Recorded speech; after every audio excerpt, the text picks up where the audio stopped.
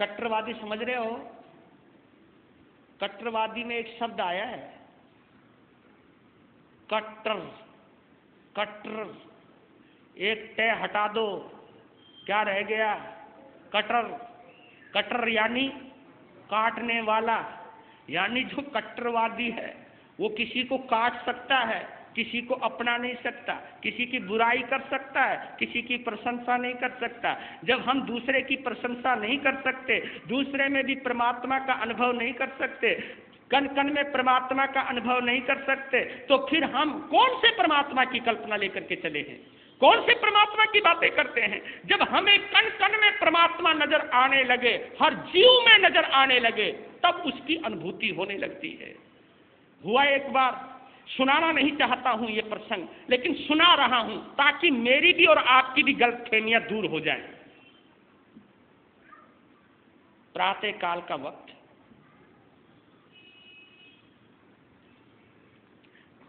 ये घटना किस जगह की मैं वो तो नहीं बताऊंगा, लेकिन ये बतला देता हूं, ये घटना 21-22 साल पहले की है।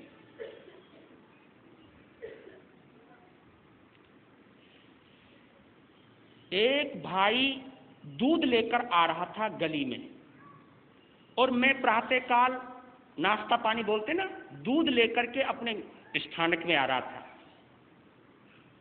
तो स्वाभाविक है, उधर से वो आ रहा था, इधर से मैं जा रहा था। उसकी नजर मेरे पर पड़ी। वो कुछ होगा, कट्टरवादी होगा, या किसी गुरु ने नियम दे दिया होगा कि इसके अलावा किसी का मुंह नहीं देखना, दर्शन नहीं करना, किसी के पांव नहीं छूना, किसी को आहार नहीं देना। ये भी ऐसे भी पाठ पढ़ाए जाते हैं नफरत के।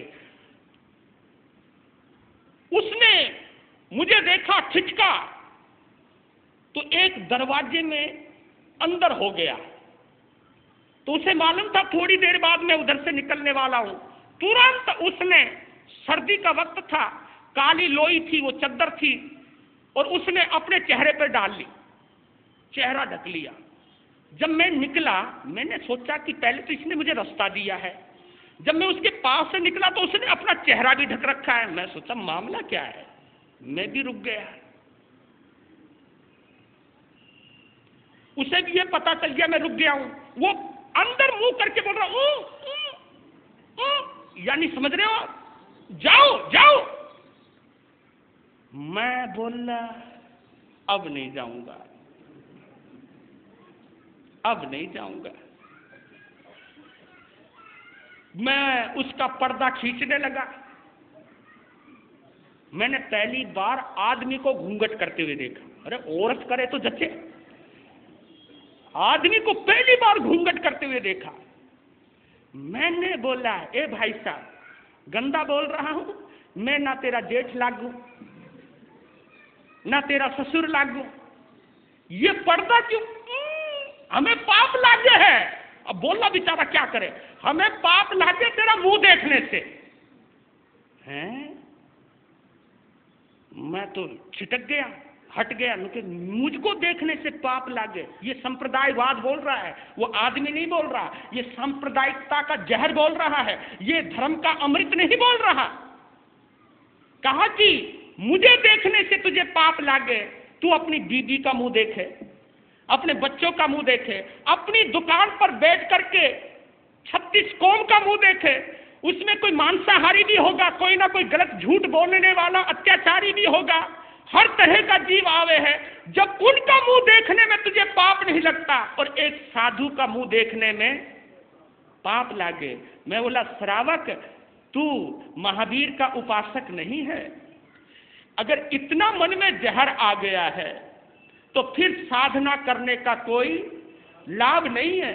तुझे मेरा मुंह देखने में पाप लग सकता है, लेकिन मुझे तो तेरा मुंह देखने में पुण्य लगेगा। अब करूं क्या? अब तो तेरा मुंह देखे बिना मैं तो जाऊं नहीं, क्योंकि अगर तुझे पाप लगेगा तो मुझे पुण्य लगेगा। क्योंकि मैं भी ऐसे सच्चे श्रावक को, जो सांप्रदायिक है इतना, मैं उसका मुंह जरूर देखना चाहता हूं। मेरे कहने का भाव ये है, मैं कटाक्ष नहीं कर रहा हूं, पर लेकिन मैं मान्यताओं के ऊपर, सोच के ऊपर जरूर अफसोस कर रहा हूं कि अगर हमारे अंदर ऐसे भाव हैं तो हम प्रभु भक्ति का आनंद नहीं ले सकते, नहीं ले सकते। भक्ति का आनंद जब आदमी प्रभु के प्यार में डूबता है, प्रभु के प्रेम में डूबता है।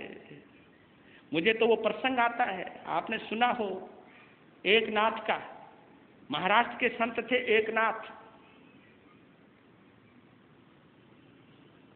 रोटी पका रहे थे वो, एक कुत्ता आया और 2 सिकी हुई रोटियों को उठाकर चल दिया और रोटी चुपड़ी हुई नहीं थी।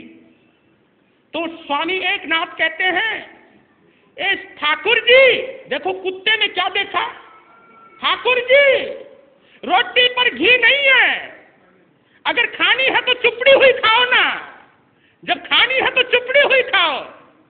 अब कुत्ता आगे आगे और स्वामी घी का कटोरा लिए लिए पीछे पीछे भाग रहे। ए ठाकुर जी नहीं नहीं, जब हम घी की रोटी खावे तो हमारा ठाकुर बिना घी की रोटी कैसे खा सकता है। पीछे पड़ गए, पीछे गए, कुत्ता हाँफने लग गया, उसको पकड़ लिया, एक हाथ फेरने लगे, उनके चुप रहे, ले ले रोटी पे घी चुपोड़ा और फिर खिला रहे हैं और आंखों में पानी आ गया।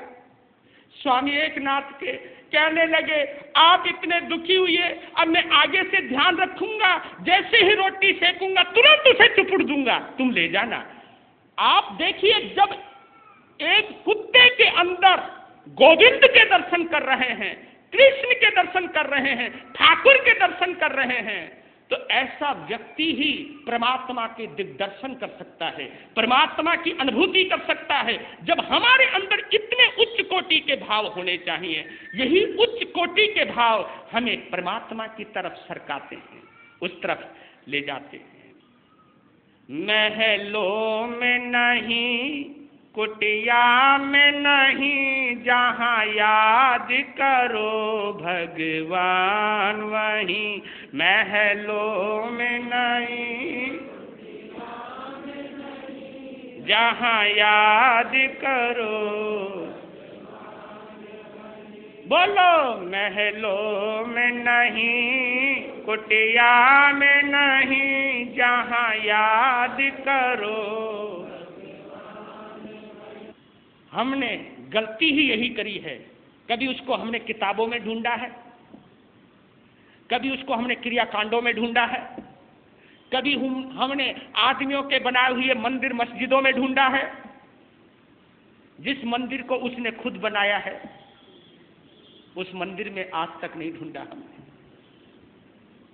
ये असली मंदिर है, ये असली मंदिर है, ये हमारा कलश है, ये हमारा सुमेरु है, ये कलश है। मंदिर का जो शिखर होता है देखा होगा, ये शिखर है, ये हृदय है। आप कभी मंदिर में झांकी मारो, कभी अंतर आत्मा में डुबकी लगाओ, आपको उसकी अनुभूति होगी। एक बात जरूर कहता हूं, इस संकल्प को दोहरा रहा हूं, अगर पानी पीने से प्यास मिट सकती है, गौर करना जो मैं बोलने जा रहा हूं, अगर पानी पीने से प्यास मिट सकती है, रोटी खाने से भूख मिट सकती है, अगर पानी पीने से प्यास मिट सकती है, अगर रोटी खाने से भूख मिट सकती है, अगर दवाई से रोग मिट सकता है, प्रभु को दिल से पुकारो तुम, वो तुम्हें मिल सकता है, अवश्य मिलेगा।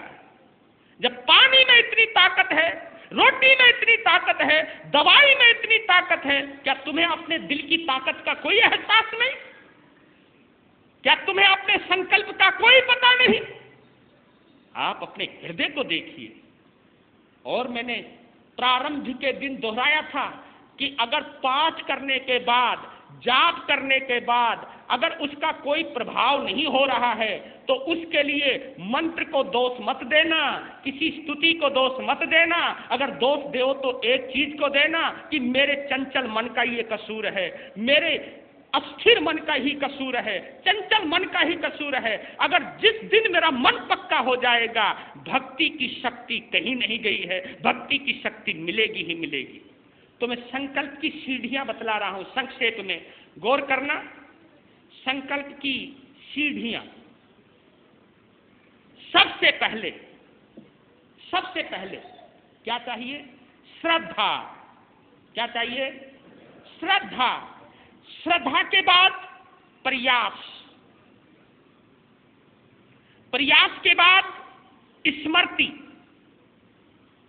स्मृति के बाद एकाग्रता, एकाग्रता के बाद विवेक। ये देखिए एक सीक्वेंस है ये। सबसे पहले श्रद्धा, श्रद्धा यानी प्यास, प्यास यानी तड़फ। क्योंकि जब हमारे अंदर श्रद्धा होगी, प्यास होगी, तड़फ होगी, तभी हम प्रयास करेंगे। जब तुम कोई चीज तुम्हें अच्छी लगती है ना, कोई चीज अच्छी लगती है तो तुरंत उसको पाने के प्रयास में बोलो। एक गाड़ी क्या पसंद आई? हाँ भाई, जब तक ये गाड़ी नहीं आएगी ना तब तक दिल में चैन नहीं। फिर वो गाड़ी आए कैसे? अब उसके प्रयास में लग गया। फिर आपने मेहनत करी, इधर उधर से पैसा कलेक्ट किया, इकट्ठा किया, पर जब गाड़ी आई तब जाके वो जो प्रयास है, वो प्रयास हमेशा प्यास के बाद ही आएगा। प्यास पहले, प्रयास बाद में। जब आपको प्यास लगेगी तभी तो पानी ढूंढोगे आप, तभी तो पानी खोजोगे आप। जब प्यास ही नहीं होगी तो पानी कभी नहीं ढूंढोगे आप। प्यास ही पानी की तरफ ले जाती है। प्रयास, पहले प्यास फिर प्रयास, और प्रयास के साथ साथ स्मृति। स्मृति यानी ये चीज मुझे लेनी ही लेनी है, ये चीज मुझे पानी ही पानी है। स्मृति बनी रहे, और स्मृति धीरे धीरे, स्मृति कहते हैं याद, याद, याद बनी रहे। और स्मृति के लिए एक बड़ा अच्छा शब्द प्रयोग किया है नानक और कबीर ने, बड़ा अच्छा प्रयोग किया है नानक और कबीर ने। कौन सा? सुरती। सुरती, सुरती यानी सुरती छाई रहना, उसकी याद छाई रहना।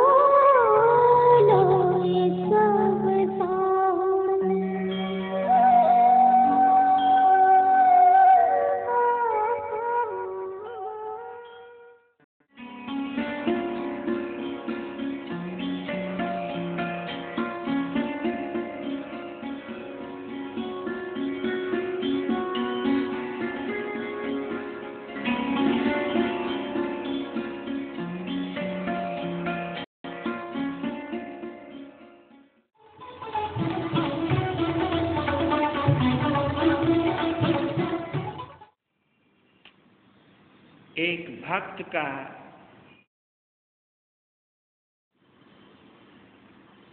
क्या विश्वास होता है, उस पर एक नजर दौड़ाते हैं।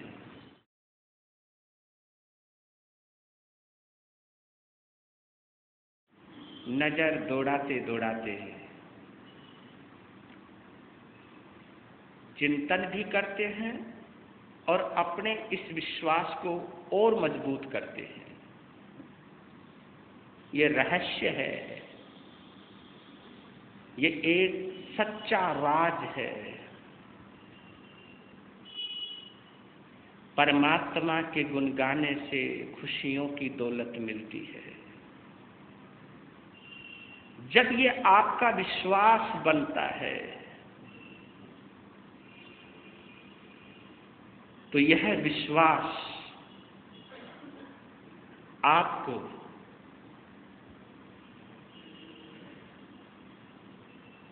भक्ति मार्ग में खींच कर लाता है।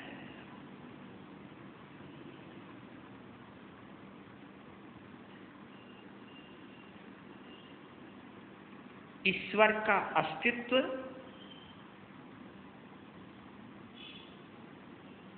या आत्मा का अस्तित्व जब आपके विश्वास में घुल मिल जाता है, आपकी श्रद्धा, आपकी आस्था उस अस्तित्व को या उस महान व्यक्तित्व को स्वीकार कर लेती है, तो खुद ब खुद आपके कदम किसी धर्म स्थान की ओर, आपका मन किसी आराध्य को, किसी साध्य को स्वीकार करता है, एक्सेप्ट करता है। लीजिए तीसरे श्लोक में प्रवेश करें, 2 पंक्तियां गुनगुना लीजिए। आदिनाथ भगवन दो मुझको सहारा, भंवर में है नैया दिखा दो किनारा। आदिनाथ भगवन दो मुझको सहारा, भंवर में है नैया दिखा दो किनारा। दुनिया का देखा जो मैंने नजारा, यही जाना मैंने तेरे सिवा ना हमारा। दुनिया का देखा जो मैंने नजारा, यही जाना मैंने तेरे सिवा ना हमारा। किसको कहूँ मैं, किसको कहूँ मैं, जो देगा सहारा, भंवर में है नैया दिखा दो किनारा। आदिनाथ भगवन दो मुझको सहारा, भंवर में है नैया दिखा दो किनारा। तेरी महिमा को देवों ने गाया, मेरी हैसियत क्या है समझ नहीं पाया। तेरी महिमा को देवों ने गाया, मेरी हैसियत क्या है समझ नहीं पाया। इतना ही जाना मैंने, इतना ही जाना मैंने कि मैं सेवक तुम्हारा, भंवर में है नैया दिखा दो किनारा। इतना ही जाना मैंने कि सेवक तुम्हारा, भंवर में है नैया दिखा दो किनारा।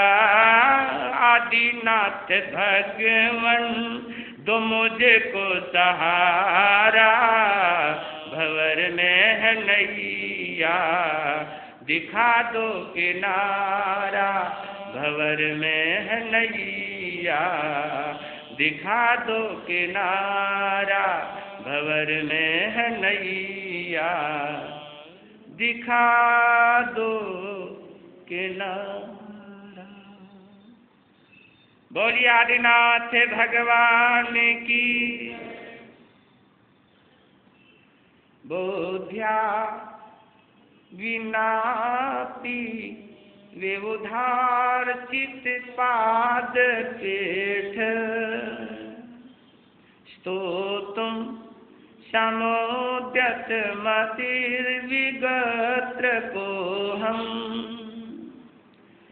वालम विहाय जल संस्थित मिंदु बिंब,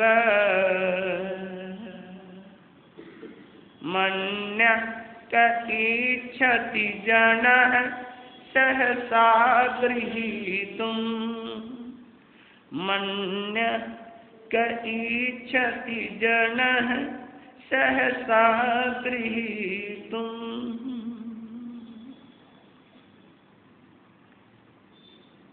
आचार्य मानतुं भक्तामृत स्तोत्र के तीसरे काव्य में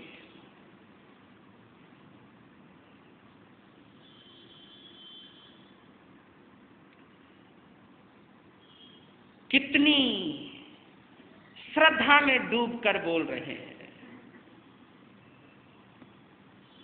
इतना बड़ा आचार्य, आगमों का ज्ञाता, अनेक लब्धियों का मालिक, अनेक सिद्धियां जिसने हासिल की हैं,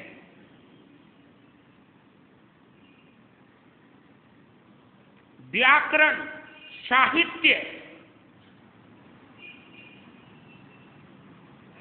जिसकी जिह्वा पर नृत्य करते हैं,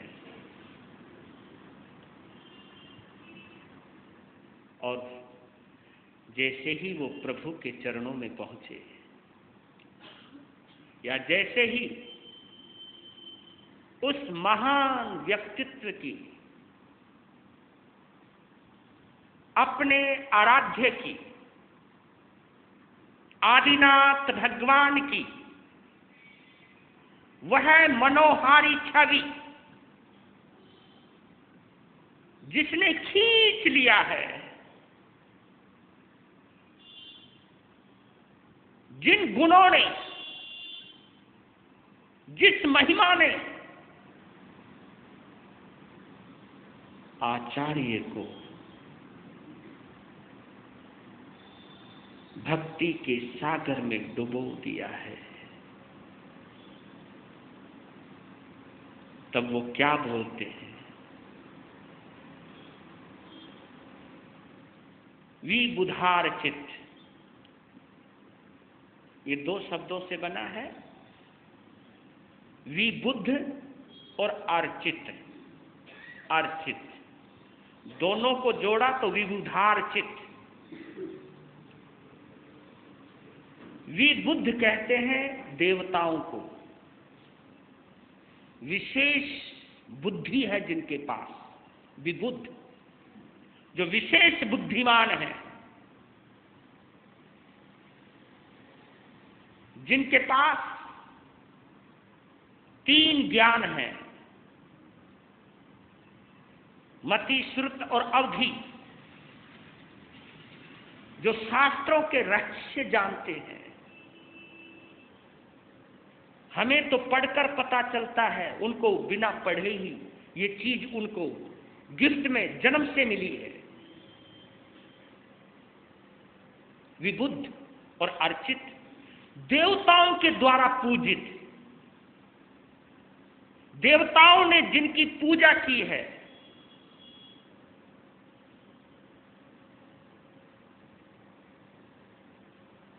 पाद पीठ। पाद कहते हैं चरणों को, पांवों को पाद, और पीठ यानी जिसके ऊपर चरण रखते हैं। कौन? जिनेंद्र देव। कौन? तीर्थंकर, अरिहंत भगवान, तीर्थंकर भगवान। जिस चौकी पर, जिस पीठ पर, क्योंकि जहां से हम भी बोलते हैं, ये फट्टा महज कोई लकड़ी का नहीं है, या इस फट्टे को महज एक लकड़ी का तख्त समझकर हमें यहां नहीं बैठना चाहिए। जब हम जिनवाणी सुना रहे हैं, जब हम प्रभु की वाणी सुना रहे हैं, तो हर संत को इस विश्वास के साथ इस तख्त पर नहीं, इस सिंहासन पर बैठना चाहिए कि इस सिंहासन पर बैठकर मैं भगवान की वाणी सुना रहा हूं।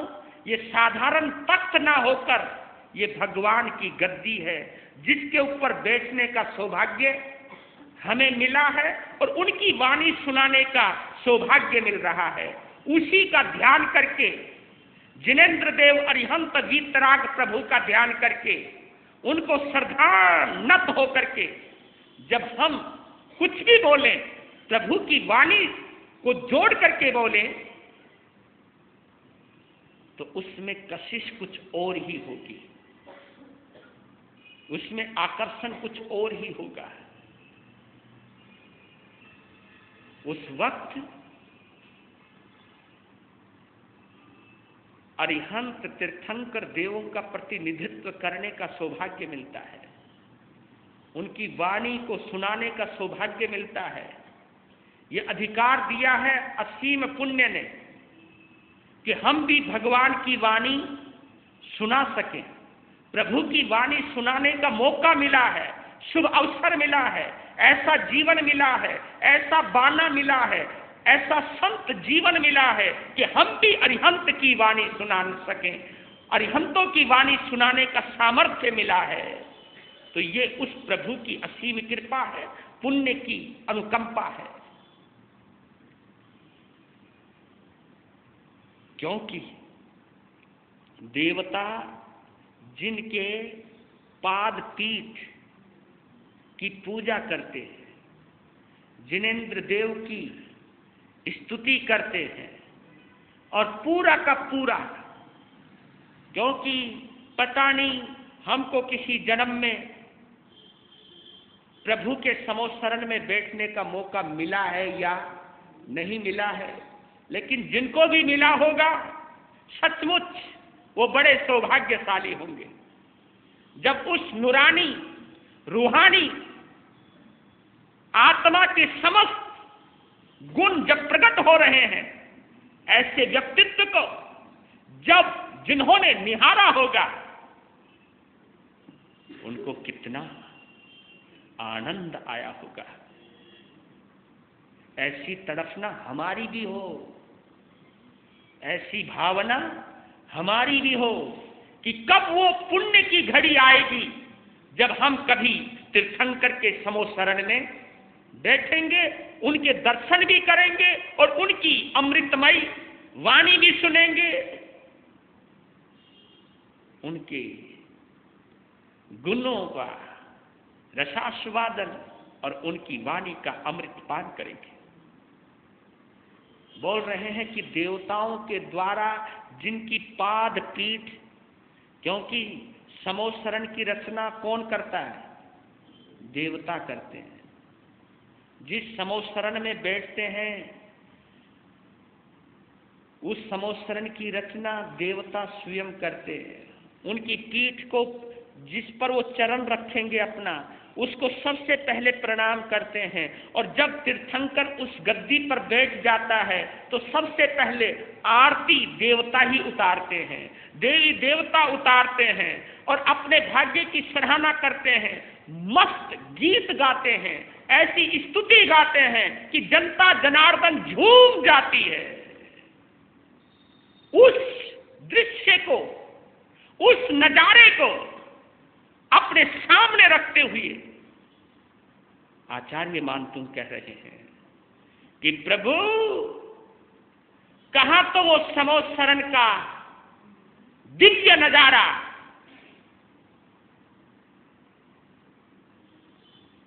पर लेकिन क्या करूं,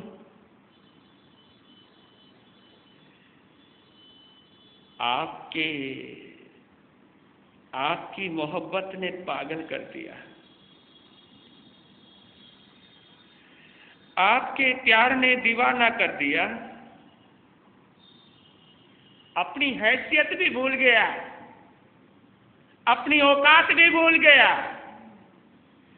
कहां देवताओं के द्वारा पूजित, कहां उनके दिव्य मंत्रों के द्वारा पूजित, मैं भी आपकी स्तुति करने चला हूं। प्रभु, मेरी ये चेष्टा, मेरा यह प्रयास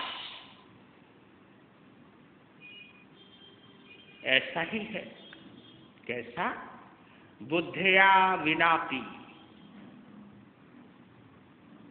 बुद्धि से रहित होने पर भी, बुद्धया विनापि, बुद्धिया यानी बुद्धि से, विनापि रहित होने पर भी, अहम यानी मैं यानी मान तुम, मैं यानी मान तुम, स्तोतुम यानी स्तुति करने के लिए, आपकी स्तुति करने के लिए, समुद्यतमति यानी उतावला हो गया हूं, बावला हो गया हूं। आज की भाषा में कहूं, बावला हो गया हूं, मैं उतावला हो गया हूं, जबकि मुझे मालूम है कि मेरे पास बुद्धि नहीं है, मुझे मालूम है कि मुझे शब्द भी जोड़ने नहीं आते। आपके लिए मैं कुछ भी बोलूं सब निस्सार है, क्योंकि कहां देवता कहां मैं।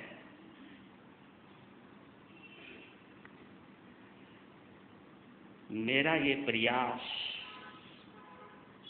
ऐसा ही है। क्या उपमा दी है?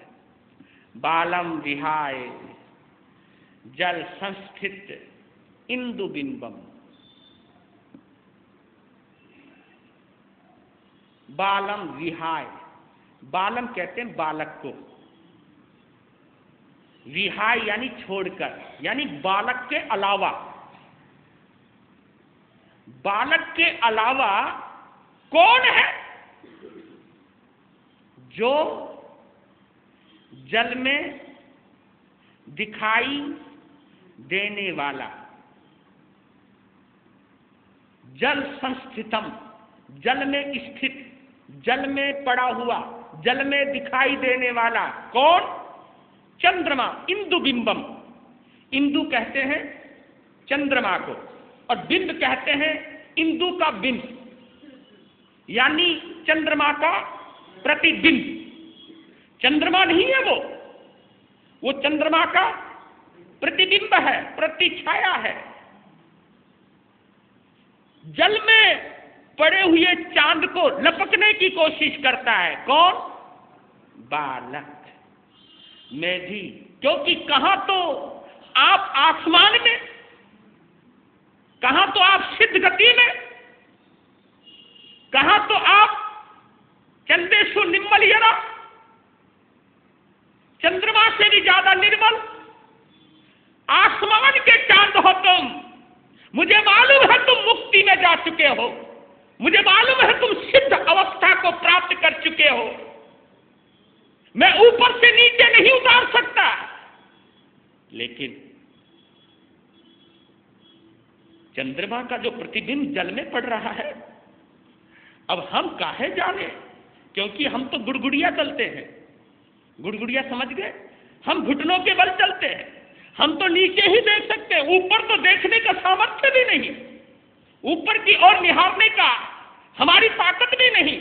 क्योंकि जब आदमी घुटनों के बल चलता है तो उसकी नजर नीचे रहती है, नीचे की तरफ। मैं नीचे ही देख सकता हूं।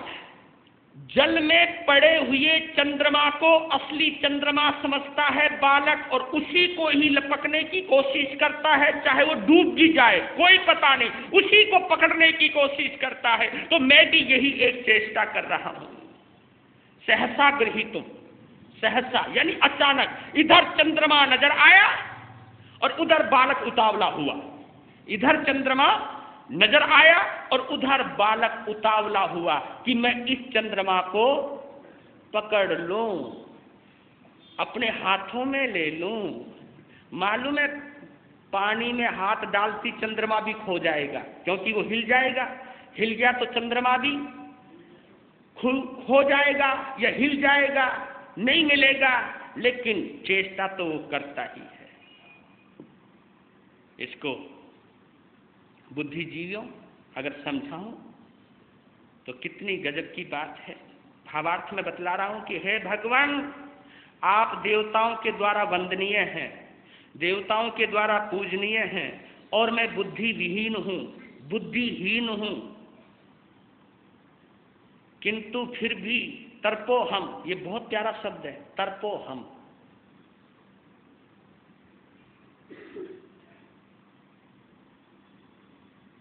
त्रप यानी धृष्ट, यानी निर्लज्ज, यानी बेशरम, निर्लज्ज।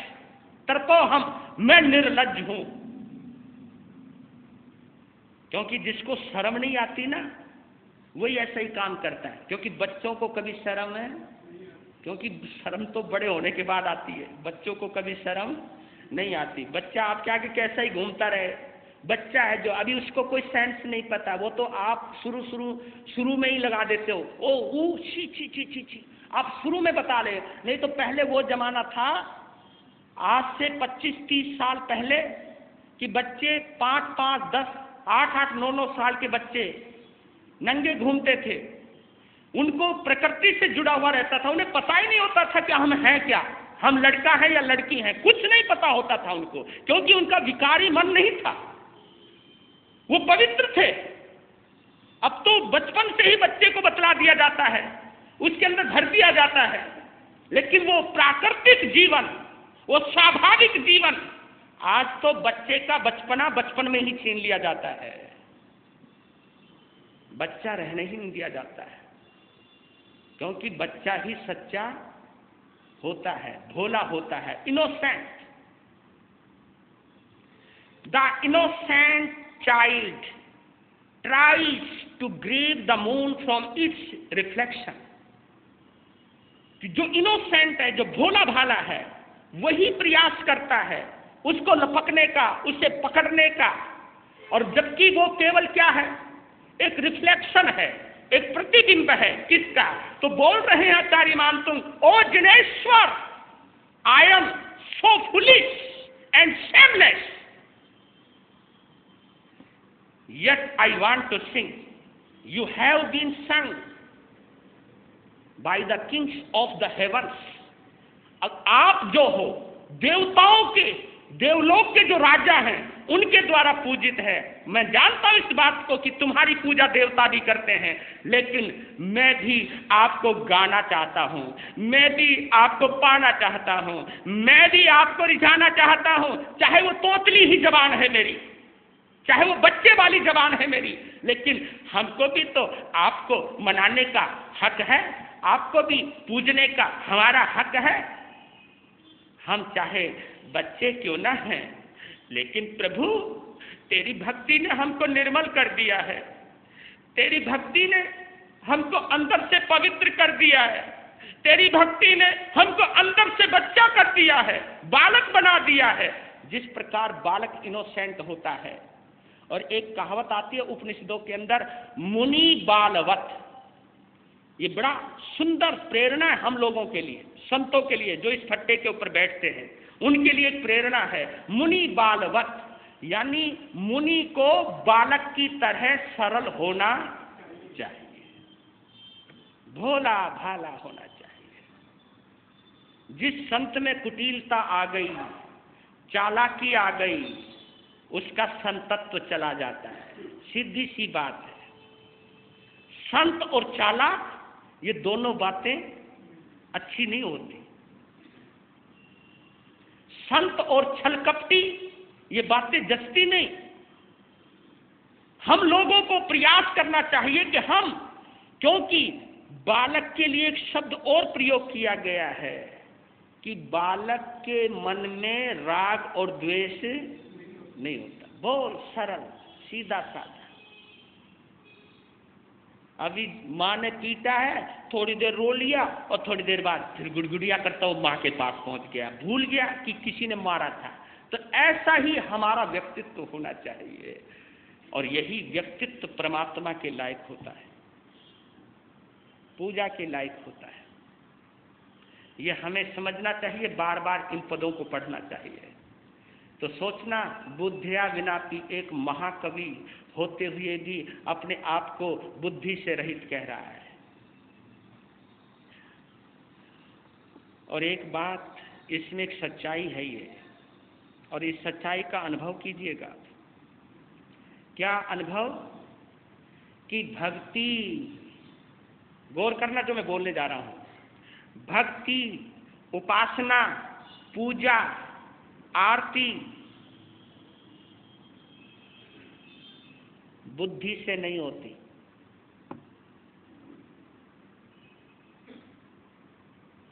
भक्ति के लिए बुद्धि की नहीं, दिल की जरूरत होती है। मैंने एक दिन कहा था, दिमाग से दुनिया चलती है, बुद्धि से व्यापार चलता है, बुद्धि से संसार चलता है। लेकिन अगर भक्ति करनी है तो भक्ति के लिए क्या चाहिए? दिल चाहिए। क्योंकि दुनिया के लिए दिमाग और भक्ति के लिए दिल चाहिए। क्यों? दिमाग हानि और लाभ, गणित का हिसाब रखता है दिमाग। इसमें मेरा भला है या बुरा है ये सोचता रहेगा, इसमें मुझको बेनिफिट है या लॉस है ये सोचेगा। लेकिन दिल कभी ये चीज नहीं सोचता। दिमाग अगर किसी को देगा तो प्रॉफिट पहले सोच लेगा कि इसको देने से मुझे क्या लाभ मिलेगा, ये सोचेगा वो। लेकिन दिल ये है कि चाहे मिलो या ना मिलो, अब दिल उतावला हो चुका है देने के लिए, चाहे मुझे इसमें नुकसान भी हो जाए, मुझे इसकी कोई परवाह नहीं। यानी दिल कभी हानि और लाभ का विचार नहीं करता है, स्वार्थी नहीं होता दिल कभी। दिल कभी स्वार्थी नहीं होता, स्वार्थी होता है दिमाग। तो बुद्धि की जरूरत नहीं होती। और आपको यह भी बतला देता हूं, गौर करना, यह रहस्य है आगमों के। आपकी मनुष्य योनि, आपका मनुष्य जन्म, आपका ये मानुष चोला बड़ा महत्वपूर्ण है। क्योंकि दो गतियां हैं। देवता भगवान की स्तुति करते हैं, देवता भगवान की स्तुति भी करते हैं, पाठ भी करते हैं। नमोथुनम के पाठ से सकेंद्र खुद तीर्थंकर को वंदना करता है। क्योंकि आप लोग तीखुत्तों के पाठ से गुरुओं को वंदना करते हो, तो एक नमोथुनम का पाठ है जिसका नाम है शक्र स्तव। उसका पाठ का नाम क्या है? शक्र स्तव। शक्र कहते हैं सकेंद्र को, और स्तव कहते हैं सकेंद्र के द्वारा स्तुति की जाने वाली। जो नमोथुनम का पाठ पढ़ते हैं, नमोथुनम अरिहंतानम भगवंतानम, जो ये नमोथुनम का पाठ है ये तीर्थंकर को वंदना करने के लिए है, और वो सकेंद्र वंदना करता है। हम लोग तीखुत्तों के पाठ से वंदना करते हैं, और एक इच्छामी खमा समनों के पाठ से हम वंदना करते हैं। ये बड़ी वंदनाएं मानी जाती हैं। तो मेरे कहने का भाव ये है कि देवता भी पूजा पाठ करते हैं, देवता भी परमात्मा की स्तुति करते हैं, लेकिन उस स्तुति से देवताओं को विशेष पुण्य का लाभ नहीं होता। क्यों नहीं होता है? क्योंकि दो योनियां, दो गतियां केवल भोग वाली हैं। वहां भोगता है बंदा। देवलोक जो है वहां पुण्य का भोग है, वहां पुण्य को भोगते हैं। देवगति में पुण्य का भोग करते हैं, नरक गति में पाप को भोगते हैं।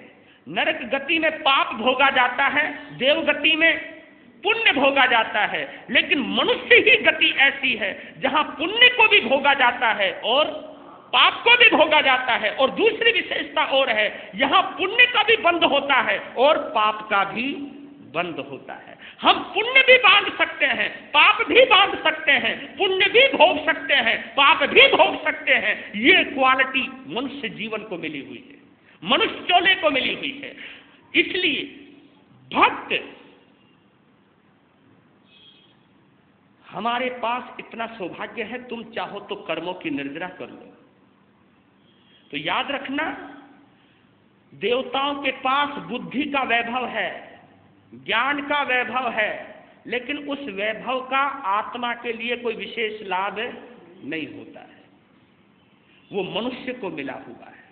तो बोल रहे हैं, मैं तो वो चीज क्लियर कर रहा हूं कि भक्ति करने के लिए बुद्धि की जरूरत नहीं है, भक्ति के लिए तो दिल चाहिए। और दूसरी बात, देखा जाए हम खुद स्वयं से अनजान हैं, जिसकी वजह से गलतफहमियां हो जाती हैं। परमात्मा और आत्मा, आप याद रखना, परमात्मा से आत्मा निकाल दो तो परमात्मा में भी कुछ भी क्या बचेगा? परमात्मा, उसमें से आत्मा निकाल दो फिर क्या रहेगा? तो अप्पा सो परमप्पा, आत्मा ही परमात्मा है, आत्मा में परमात्मा का वास है। तो यहां बोल रहे हैं आचार्य मानतुंग कि है प्रभु, मैं बीज हूं, तुम वृक्ष हो। मैं बीज हूं और तुम वृक्ष हो। मैं दीपक हूं, तुम सूर्य हो। मैं कंकड़ हूं, तुम पर्वत हो। लेकिन आपने गौर किया, बीज ही क्या बनता है? वृक्ष बनता है। बीज में ही वृक्ष बनने की संभावना है पूरी की पूरी। अगर वो सही जमीन मिल जाए, सही खाद पानी मिल जाए, तो बीज में ही वृक्ष पैदा हो सकता है। यानी इंसान भी भगवान हो सकता है, इंसान ही भक्त हो सकता है, और भक्त भी भगवान का दर्जा प्राप्त कर सकता है। ऐसी कोई बात नहीं है। आत्मा ही परमात्मा बन सकता है, जीव ही शिव बन सकता है, नर ही नारायण बन सकता है। तो परमात्मा अगर पर्वत है तो आदमी भी कंकड़ है, यानी कंकड़ भी पर्वत का छोटा रूप ही है, छोटा रूप है। इसी को कहते हैं कि बूंद में ही सागर है। अगर बूंद नहीं होती तो सागर कहां से आ जाता? बूंद में ही सागर है। मनुष्य अगर बूंद है तो परमात्मा सागर है, वो उसका विस्तार है, उसकी समस्त संभावनाएं प्रकट हो गई हैं। हर पॉसिबिलिटी हमारे सामने प्रकट हो गई है। जो पूरी संभावनाएं प्रकट हो जाए वो परमात्मा, और जिसमें संभावनाएं छिपी हुई हैं वो इंसान है। बस। निर्लज्ज क्यों कहा अपने आप को? ये गौर करने वाली बात है। पर तो हम, ये एक बहुत बड़ी बात है। आचार्य मानतुंग अपने आप को निर्लज्ज कह रहे हैं। निर्लज्ज, बेशरम, क्योंकि जब आदमी दीवाना होता है ना, जब आदमी मस्ती में पागल होता है ना,